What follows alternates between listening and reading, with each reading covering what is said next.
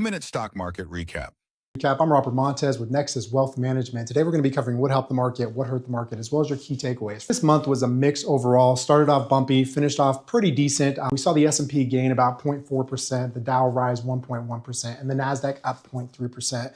As far as positive factors last month, there were three things that really stood out. First, the anticipation of the Federal Reserve's rate cut in the second week of December is a huge thing. Current predictions are about 83 to an 87% likelihood that we will see a 0.25% rate cut next week. That makes big ticket items like homes, cars more affordable, and obviously has people excited. Second, we saw solid earnings from tech leaders like Nvidia and Amazon. This just kind of reiterated what's been going on with technology, AI, and how it's been impacting our market. It's kind of been the tail of the tape for the entire year.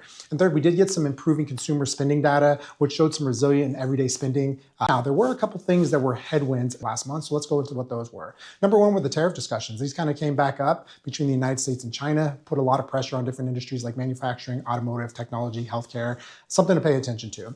Second, we did see an uptick in the unemployment rate to 4.4%, coupled with only 119,000 new jobs added.